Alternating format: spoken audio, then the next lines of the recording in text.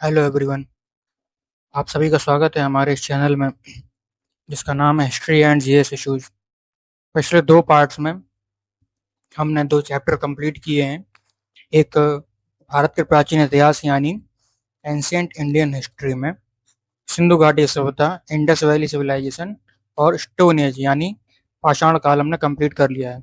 अब हम ये यहाँ नया चैप्टर स्टार्ट करने जा रहे हैं जिसका नाम है वैदिक सभ्यता या वैदिक काल। इसे वैदिक सिविलाइजेशन या आर्यन सिविलाइजेशन भी कहते हैं। और इसको इसको भी हम एक से ज़्यादा पार्ट्स में पढ़ेंगे, तो ये हमारा पहला पार्ट है। तो चलिए शुरू करते हैं। बाकी के दोनों पार्ट्स को भी आप जाकर ज़रूर देखना, और करंट इशू रिलेटेड भी वहाँ जानकारी दी जाती रहती है, बीच में टॉपिक आते रहते हैं, उनको भी ज़रूर देखते रहिएगा। चलिए शुरू करते हैं। मेरा नाम है दिव्यांग द्विवेदी, ये मेरे चैनल का लोगो है, इसको आप ज़रूर फॉलो करना, चैनल को सब्सक्राइब कर लेना। चलिए शुरू करते हैं। वैदिक सभ्यता, इसका जो टाइम पीरियड है वो 1500 से 600 ईस्वी पूर्व यानी 1500 से 600 बीसी है। सिंधु घाटी सभ्यता के बाद ही ये जो सभ्यता इतिहासकार मानते हैं कि अस्तित्व में आई ये सभ्यता, तो उसे वैदिक सिविलाइजेशन ही कहा जाता है, जो कि भारत की प्राचीन वैदिक सनातन संस्कृति से भी जोड़कर देखा जाता है।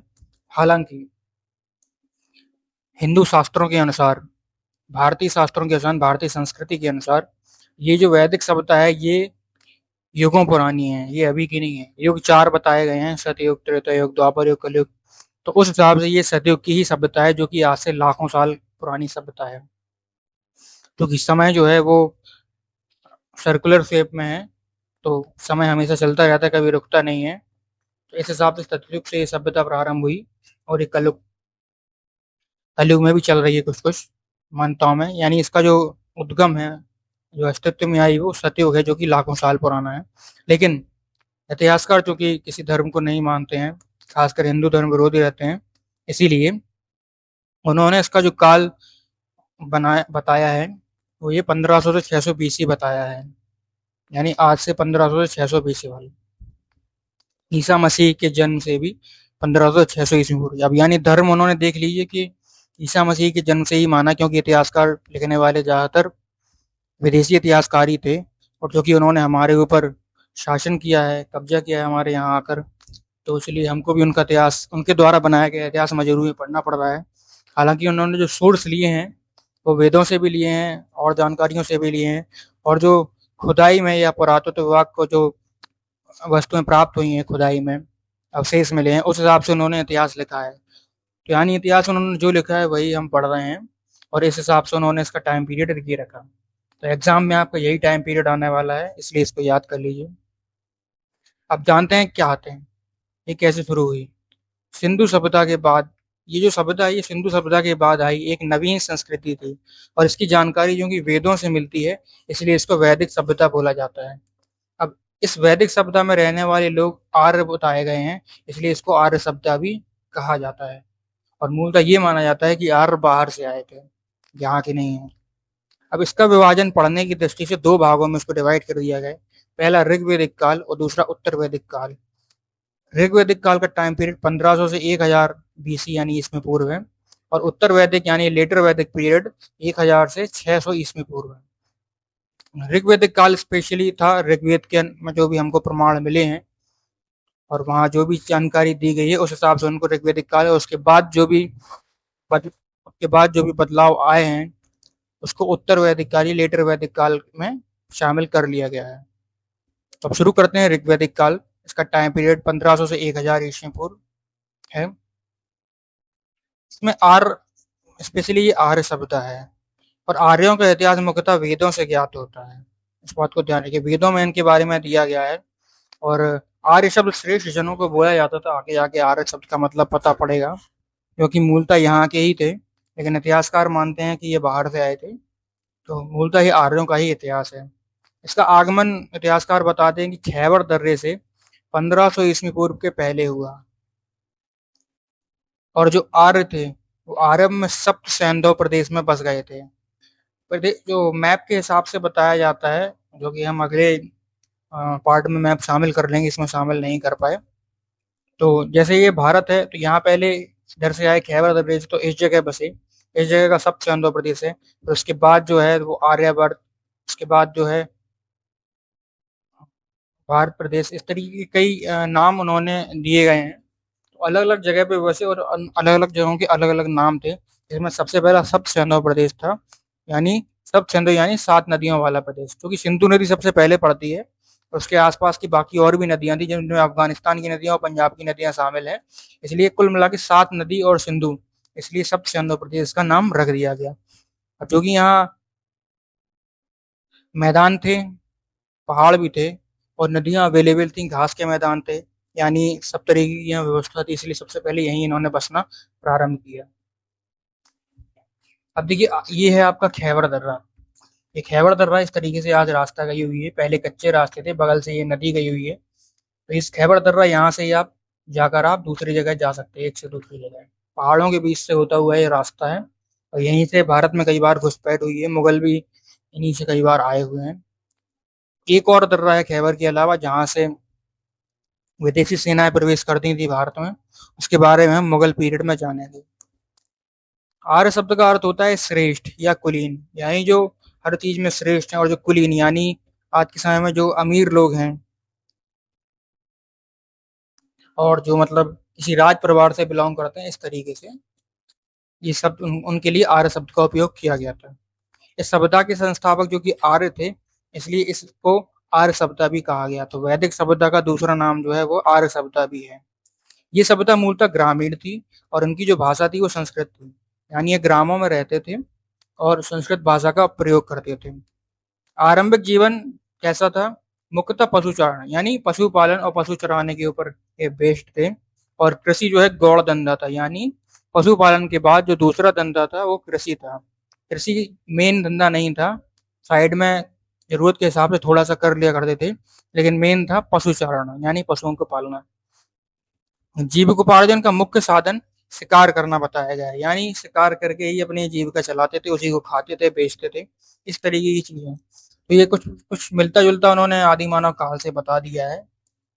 तो इनका मानना था कि जब बाहर से यहाँ पर आए तो उनके पास कोई धंधा नहीं था, इसलिए उन्होंने इस तरीके से ही अपना जीवन यापन किया, शिकार करके पशुओं को पाल के। अब एक फैक्ट यहाँ महापाषाण काल से आता है, जो कि दक्षिण भारत की है, ब्रह्मगिरी जो कि कर्नाटक वाला एरिया आता है। यहाँ महापाषाणिक पुरा स्थल यानी बड़े बड़े पत्थरों वाला जो पुरा स्थल है, यहाँ बड़े बड़े पत्थर एक विचित्र अवस्था में पाए गए हैं, उसकी कुछ जानकारी यहाँ पर दी गई है कि यहाँ एक व्यक्ति की कब्र में 33 सोने के मनके और शंख पाए गए हैं, जबकि दूसरे कंकालों के पास सिर्फ कुछ मिट्टी के बर्तन पाए गए हैं। ये क्या दर्शाता है? कि दफनाए गए लोगों की सामाजिक स्थिति में भिन्नता दर्शाता है, क्योंकि एक के पास सोने के मन के शंख मिले हैं और दूसरे के पास केवल मिट्टी के बर्तन मिले हैं। तो इसका मतलब कुछ लोग यहाँ अमीर थे, सोने के मन के और शंख मिले, और कुछ लोग गरीब थे जिनके यहाँ केवल मिट्टी के बर्तन मिले। और इससे ये भी दर्शाता है कि इनमें कुछ लोग सरदार हुआ करते थे, दूसरे उसके अनुयायी हुआ करते थे, तो कबीलाई संस्कृति को भी दर्शाता है। ये बीच बीच में फैक्ट कुछ दिए गए हैं, इनको आप एक जगह नोट कर लेना। कुछ फैक्ट स्टोन एज में भी महापाषाण के दिए गए हैं, अगर जरूरत पड़ी तो उसे एग्जाम के हिसाब से अलग से पूरा चैप्टर बना दिया जाएगा। अगर आप ऐसा कुछ चाहते हैं कि अलग चैप्टर बनाना है तो आप कमेंट में जरूर लिखना नीचे। अब जान लेते हैं कि विद्वानों ने, जो कि इतिहासकार थे या विद्वान थे अलग अलग क्षेत्र के, उन्होंने आर्यों के निवास स्थान के संबंध में अपने क्या क्या मत बताए हैं। जो पंडित गंगानाथ झा हैं, उन्होंने बताया कि ये ब्रह्मर्षि देश, आर्यों के निवास स्थान ब्रह्मर्षि देश बताया कि भारत के ही अंदर आता है। जैसे कि पहले सबसे अंदर प्रदेश है, उस जैसे कि पहले सबसे अंदर प्रदेश है, उसके बाद आपका ब्रह्मर्षि देश, आर्यावर्त, इस तरीके से अलग अलग स्थान बताए हैं। तो गंगानाथ झा ने ब्रह्मर्षि देश बताया है। मध्य देश डॉक्टर राजबली पांडे ने बताया है, यानी इसके और नीचे मध्य भारत का जो एरिया है उसको मध्य देश माना गया है। तो राजबली पांडे ने ये अपना मत बताया। सब चंदो जो पहला है ये डॉक्टर अविनाश चंद्र ने बताया, जो कि पहले बता ही दिया था। देविका प्रदेश बताया है टी एस त्रिवेदी ने।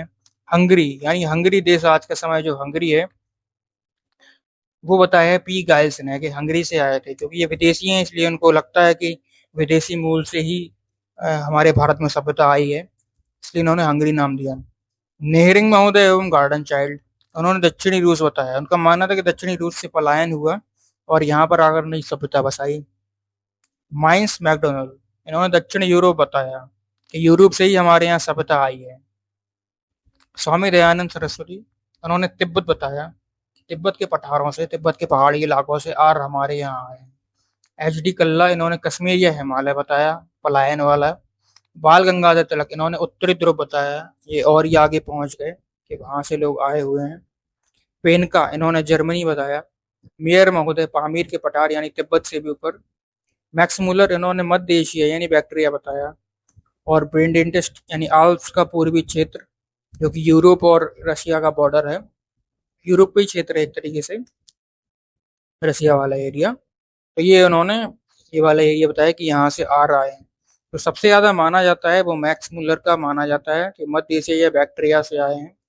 और कई प्रमाण भी वहाँ की सभ्यताओं से मिलते हैं, जो कि इंद्र देवता और पुरंदर नाम आता है किलों को तोड़ने वाला। तो वहां भी इस तरीके के कई प्रमाण मिले हैं। तो अभिलेख और भगवानों में समानता होने के कारण ऐसा माना गया कि वो मध्य एशिया से हमारे यहाँ आए थे, खैबर दर्रा पार करके। अब कुछ फैक्ट जान लेते हैं, ये सीधा आपको पॉइंटर फॉर्म में दिए गए हैं, पढ़ने में सीधा आसान है। ऋग्वेद जो है हमारा, 4 वेदों में ऋग्वेद, यजुर्वेद, सामवेद, अथर्ववेद, उसमें सबसे पुराना वेद है ऋग्वेद।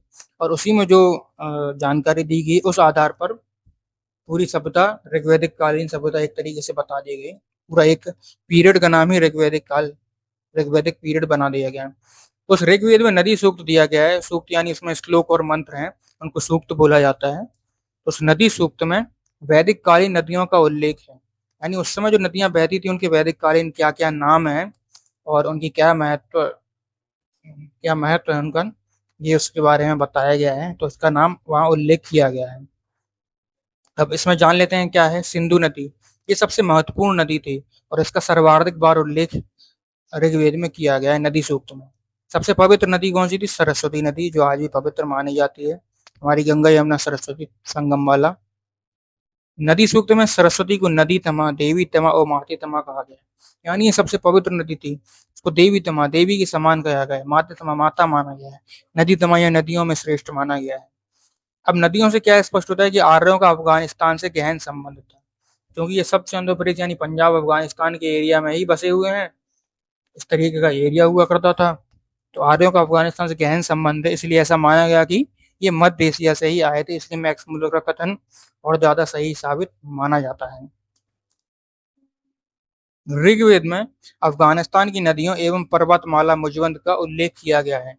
मुजवंद को हिमालय बोला गया है, जो कि आज के हिंदू कुश से आप समानता कर सकते हैं उसमें, हिंदू कुश सुलेमान पहाड़ियां। ऋग्वेद में गंगा या सरयू का एक बार उल्लेख किया गया और यमुना नदी का उल्लेख 3 बार किया गया, यानी सरस्वती के बाद यमुना नदी यहाँ पर बहुत ज्यादा इंपॉर्टेंट थी। वायु पुराण में महानदी का पौराणिक नाम नीलोत्पला बताया गया है। ये एक फैक्ट एग्जाम में आया था, इसे यहाँ शामिल कर लिया। क्रूमू यानी कुर्रम, गोमल, सवास्तु और स्वात नदियां ये अफगानिस्तान में बहती हैं। तो अफगानिस्तान में बहने वाली ये नदियां हैं, इनके ये पुराने नाम है क्रूमू, गोमल, सवास्तु। स्वात आज भी नया नाम है, स्वात घाटी आपने सुना होगा। तो ये अफगानिस्तान की नदियां हैं। अब जान लेते हैं कि ऋग्वैदिक कालीन नदियों के प्राचीन नाम क्या क्या थे। व्यास नदी जो आज बहती है उसका पुराना नाम बिपाशा था। सतलज का नाम शतुद्री था। चिनाब का नाम अस्किनी। सिंध का नाम सिंधु था। सिंधु नदी आज सिंध बोली जाती है। गंडक नदी का नाम सदा नीरा था, यानी हमेशा जल रहने वाला, इसमें हमेशा जल रहता है वो नदी। काबुल, काबुल जगह का भी नाम है और काबुल नदी का भी नाम है, इसका पुराना नाम है कुबा। झेलम जो कि कश्मीर में बहती है उसका नाम है वितस्ता। रावी नदी का नाम पुरुषनी या इरावती था। स्वात नदी अफगानिस्तान में, इसका नाम सुवस्तु या सुवास्तु है। कुर्रम, क्रुमु नदी। अब घग्गर नदी जो आज है उसको ही पहले सरस्वती नदी माना गया है, उसका पुराना नाम दृशद्वती भी है। लेकिन क्योंकि सरस्वती नदी विलुप्त हो चुकी है, उसके प्रमाण अलग अलग जगह से मिलते रहते हैं, इसलिए इसे अलग नदी मानना चाहिए। लेकिन चूंकि इतिहास में इस तरीके से लिख दिया गया है, इसलिए घग्गर का पुराना नाम हमको सरस्वती ही मानना चाहिए। और सरस्वती भी यदि एग्जाम में आ जाता है तो उसको लिख देते। गोमल, गोमल का पुराना नाम गोमती या गोमल था। ये गोमती नदी यूपी में बहने वाली गोमती नदी नहीं है, ये अलग नदी है। गोमल नाम अफगानिस्तान में बहती है ये नदी, तो इस चीज को आप ध्यान रखें। अब और आगे की क्या फैक्ट है ये जान लेते हैं वहां के समाज के बारे में। समाज क्या था? कबीलों के रूप में संगठित था। यानी एक सरदार बाकी उसके अनुयायी थे और सरदार द्वारा बनाए गए नियमों का ही सब पालन करते थे। पितृसत्तात्मक परिवार था, यानी पुरुष इसका मुखिया था। कबीलाई समाज था, संयुक्त परिवार था, इसकी बुनियादी इकाई थी, यानी सब लोग मिलजुल कर रहते थे और यही परिवार की एक बुनियादी इकाई थी। इसी से परिवार एक दूसरे से जुड़कर रहता था। 5 कबीले मुख्य रूप से माने गए हैं जिनको पंचजन्य बोला गया है, यानी 5 जन बोला गया है। अनु, द्रुह्यु, पुरु, तुर्वस और यदु। इसमें पुरु और यदु इनका नाम आपने सुना होगा। महाभारत काल में इनका नाम अच्छे से आपने सुना होगा। पुरु यानी जो आगे जाके कुरुवंश हुआ, उसको ही पुरुरवा नाम से पुरुवंश चला, जो कि अर्जुन के एक तरीके से पूर्वज रहे हैं।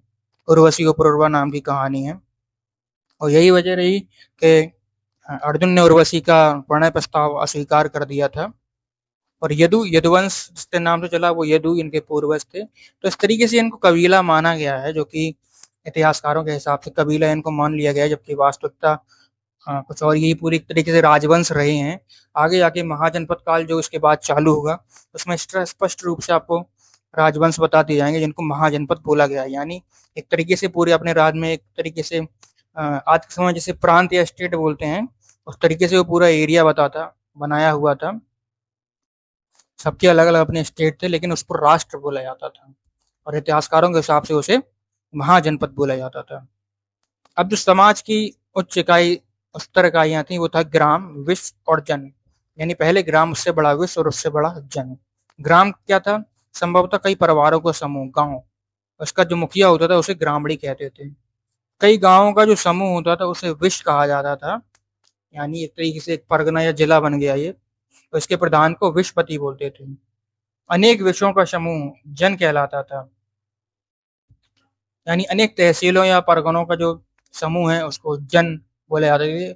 और इसका जन का जो अधिपति यानी शासक होता था उसे जनपति यानी राजा बोला जाता था। अगर हमें जिले मान लेते हैं तो एक पूरा अनेक जिलों से मिलकर प्रांत बन गया, उसको जन बोला है और जन से ही जनपद बन गया आज के हिसाब से। लेकिन उस समय जनपद नहीं होता था, उस समय उसको राज्य बोला जाता था। देश या राज्य, उसको राष्ट्र शब्द का प्रयोग किया जाता था। यानी जो जन है इसको हम राष्ट्र मान सकते हैं। इसका अधिपति यानी शासक वो राजा कहलाता था। राजा का पद वंशानुगत नहीं होता था, राजा बदल दिए जाते थे। क्यों? क्योंकि यहाँ राजतंत्र नहीं था, गणतांत्रिक व्यवस्था थी।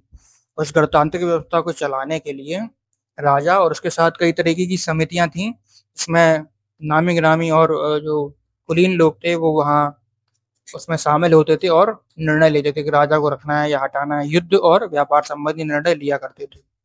इसलिए लोकतंत्र की जो अवधारणा है वो वैदिक काल की देन है। राजा को और क्या कहा जाता था? गोप या गोपति कहा जाता था। क्यों? क्योंकि ये गायें और मवेशियों के स्वामी होते थे। गाय वहाँ धन कहा जाता था। गाय और जानवर बाकी सबसे इंपॉर्टेंट होते थे। ऋग्वेद में सेनानी यानी जैसे सेनापति कहते हैं और पुरोहित, इसको इनको शासकीय पदाधिकारी बताया गया है, जो कि राजा की सहायता के लिए होते थे। तो सेनापति को क्या सेनानी कहा जाता था और पुरोहित यानी कर्मकांड, पूजा पाठ वगैरह कराने वाला एक पदाधिकारी। इनको शासकीय पदाधिकारी का दर्जा प्राप्त था। इसके अलावा राजा की सहायता हेतु 12 मंत्री होते थे जिनको रत्नेन कहा जाता था। इसमें सूत भी होते थे, रथकार भी होते थे, करमार जैसे पदाधिकारी होते थे और अन्य कई तरीके के पदाधिकारी होते थे, जो कि युद्ध, शांति, व्यापार और सामाजिक व्यवस्था बनाने संबंधी अलग अलग कार्य देखते थे। तो ये पदाधिकारियों को रत्नेन बोला जाता था। पुरुप या पुरप ये दुर्गपति होता था, यानी जो उस क्षेत्र की या महलों की रक्षा करता था, दुर्ग की रक्षा करता था और सैनिक कार्य करता था। गुप्तचर जो होते थे उनको स्पर्श बोला जाता था, जो कि सूचनाएं लाने का काम करते थे। गोचर भूमि का अधिकारी को वाजपति बोला जाता था। अब क्योंकि गाय और मवेशी वहाँ सबसे इम्पोर्टेंट थे और मवेशी आधारित ही अर्थव्यवस्था थी, तो गायों की देखभाल और उनके चारागाह की व्यवस्था, उनके चराने की व्यवस्था वगैरह को एक अधिकारी अलग से रखा गया था और उसको वाजपति बोला जाता था। अब जो गांव में जो परिवार था, उस परिवार का जो मुखिया होता था उसे कुलप बोला जाता था। कुलप यानी कुल का मुखिया, कुलप। तो कुल जो आज के समय में कुल या वंश बोला जाता है, तो ये कुल या परिवार, परिवार आज का शब्द, कुल पुराना शब्द है। ठीक है। दूत भी होता था, दूत या राजदूत, जो कि समय समय पर संधि और विग्रह के प्रस्तावों को लेकर जाता था। संधि यानी दोस्ती, विग्रह यानी लड़ाई झगड़ा या टूट वगैरह, राज का बंटवारा। तो इस तरीके के प्रस्तावों को लेकर दूसरे राज्यों के राजाओं के पास, दूसरे जन के राजाओं और समितियों के पास जाया करता था, उसको दूत कहते थे। अब जो 3 समितियों की बात बताई गई है, जो कि राजा पर नियंत्रण रखते थे और लोकतांत्रिक व्यवस्था में सहयोग करते थे, वो ये 3 समितियाँ हैं। एक है विदत, दूसरा है सभा और तीसरी समिति। विदत क्या थी? ये सर्वाधिक प्राचीन संस्था थी और ये धन का बँटवारा करती थी। इसका काम था कि जो भी धन की आय हुई है, उसका बँटवारा किस-किस तरीके से किया जाए। यानी ये एक इम्पोर्टेंट संस्था थी जो कि इकोनॉमिक मामले देखती थी। अब थी सभा, वरिष्ठ एवं कुलीन लोगों का समूह, ये सबसे बड़ी संस्था थी। ऋग्वेद में इसका 8 बार उल्लेख है। इसी से आप समझ सकते हैं ये कितनी इम्पोर्टेंट एक तरीके से संस्था रही होगी। समिति, ये जनप्रतिनिधियों के समूह का प्रतिनिधित्व करती थी और इसके सभापति को ईशान कहा जाता था। यानी आज के समय जैसा लोकसभा और राज्यसभा होती है, वहाँ अलग-अलग क्षेत्र के जनप्रतिनिधि आते हैं और उनका जो एक सभापति होता है, इस तरीके से तब भी था, जो कि अपने-अपने क्षेत्र की समस्या और निर्णय लेकर राजा के पास आया करती थी। वैदिक कालीन न्यायाधीश, तब के न्यायाधीशों को प्रश्न बनाक बोला जाता था। यानी जो प्रश्न करता है और साक्ष्य के आधार पर निर्णय देता है, इसलिए उसको प्रश्न बनाक बोला गया था। अधिकतर तब जो लड़ाइयाँ होती थी, वो जानवरों के लिए होती थी, गायों या घोड़ों के लिए, जो कि गाय इम्पोर्टेंट थी और मवेशी जिनमें घोड़े भी आते हैं, वो भी इम्पोर्टेंट थे। तो उनके लिए ही पहले लड़ाइयाँ होती थी, क्योंकि गाय भी इम्पोर्टेंट थी व्यापार के लिए, घर गृहस्थी चलाने के लिए, और घोड़े भी इस तरीके से व्यापार या युद्ध के लिए इम्पोर्टेंट होते थे। परिवहन के साधन थे घोड़े, इसलिए इनको कब्जे करने के लिए या इनके लिए लड़ाइयाँ होती थी। युद्ध के लिए गविष्टि शब्द का प्रयोग किया गया, अर्थात गायों की खोज। तो ये स्पष्ट रूप से बताता है कि स्पेशली गायों के लिए ही युद्ध होता था, कि किसी की गायों पर कब्जा करना है या किसी ने गायें चुरा ली तो उनको छुड़ाना है। तो गाय तब धन माना जाता था और धन की सुरक्षा के लिए, धन ज़्यादा एकत्रित करने के लिए या धन लूटने के लिए भी युद्ध होते थे और उसको गविष्टि बोला गया। ऋग्वैदिक कालीन जो आर्य थे, वहाँ के निवासी, जिनको आर्य बोला गया, और युद्ध में कवच और शस्त्राण यानी हेलमेट का प्रयोग करते थे। मध्यकाल यानी मेडिवल पीरियड में आप देखेंगे कि जो शरीर पर कवच, भारी भरकम कवच और ऊपर सिर पर हेलमेट धारण करते हैं, उसको शस्त्राण बोलते हैं। ये एग्जाम में भी आ चुका है क्वेश्चन, आईएएस जैसे एग्जाम में भी इसका यूज हो चुका है। तो ये इस तरीके से युद्ध में कवच और शस्त्राण धारण प्रयोग करते थे और घोड़ों के ऊपर लड़ते, क्योंकि घोड़े यहाँ बता दिए गए हैं, घोड़ों पर ही आर्य मध्य एशिया से या अन्य जगह से आए हुए माने गए हैं। इसलिए ये सिद्ध हो जाता है कि वो युद्ध भी करते थे और घोड़े और कवच शस्त्राण का प्रयोग करते थे। अब वस्त्र देख लेते हैं। क्या 3 प्रकार के वस्त्र धारण करते थे? अधो वस्त्र, उत्तरीय वस्त्र और अधिवास। अधो वस्त्र यानी नीचे पहनने वाले वस्त्र, कमर से नीचे, ठीक है, नीचे जो पहने जाते हैं। उत्तरीय वस्त्र जो ऊपर पहने जाते हैं। अधिवास यानी जो अंदर पहनने वाले वस्त्र होते हैं। कमर के नीचे पहनने वाले वस्त्रों को नीवी बोला जाता था और जो कमर के ऊपर पहने जाते थे उनको वासस बोला जाता था। तो इस तरीके के वस्त्र हैं। अधो वस्त्र में जूते वगैरह भी आते होंगे। उत्तरीय वस्त्र जिसमें टोपी या गमछा और जो साफा पहनते हैं वो भी आता होगा। अधिवास यानी जो अंतर वस्त्र होते होंगे उनको शायद अधिवासी कहा जाता है, तो क्योंकि आंतरिक अंगों की सुरक्षा के लिए वो भी पहनना जरूरी है, तो वो भी पहनते होंगे। नीवी और वासा से ध्यान रखना। ऋग्वेद के 7वें मंडल, ऋग्वेद में जो अध्याय हैं उन्हें मंडल बोला गया है। तो 7वें मंडल में वह बोगज कोई अभिलेख, ये वही बोगज कोई अभिलेख है जो मैक्स मुलर वाला जो बताया गया है आपका बैक्टीरिया वाले एरिया में। यहाँ देख लेते हैं। मध्य एशिया में जो बैक्टीरिया में जो अभिलेख मिला है उसको बोगज कोई अभिलेख ही बोला गया है। तो यहाँ दशराग युद्ध का वर्णन है, यानी दोनों जगह एक ही जैसे युद्ध का वर्णन आया है। तो कि सुदास व 10 जनों के मध्य हुआ। कहाँ हुआ? रावी नदी के तट पर हुआ, जिसका पुराना नाम था पुरुषनी, और इस युद्ध में सुदास विजयी रहे। अब आज जब इतिहास उठाकर देखेंगे तो सुदास जो है वो सूर्यवंशी राजा बताए गए हैं, जो कि भगवान राम के पूर्वज हैं सुदास। तो इससे सिद्ध होता है एक तरीके से, ये लिंक यहाँ से भी जुड़ता है कि ये जो वैदिक काल सभ्यता है ये इसकी नहीं है, ये युगों पुरानी सभ्यता है। क्योंकि सुदास नाम उन्होंने दे दिया और क्योंकि इतिहासकारों को हिंदू से हटाकर इसको इतिहास को लिखना था, इसलिए उन्होंने इसको 1500-600 ईस्वी पूर्व में डाल दिया और 10 जन यानी 10 अलग अलग राज्यों की सम्मिलित सेना के साथ जो इनका युद्ध हुआ उसको इन्होंने बता दिया। क्योंकि ऋग्वेद पुराना है और उसमें भी इस युद्ध का वर्णन दिया गया है, तो यानी ऋग्वैदिक काल में सुदास माने जा सकते हैं। ऋग्वेद के अनुसार कैकेयी के शासक अश्वपति अश्वपति थे कैकेयी के शासक। कैकेयी राज्य का वर्णन रामायण में भी आया है और रामायण में कैकेयी को पश्चिमी राज्य माना गया है, यानी जो अयोध्या राज्य था उसका जो साकेत था उसके बगल में, तो जो पश्चिमी एरिया में जो राज्य था वो कैकेयी माना गया है, जहाँ के महारानी कैकेयी थी।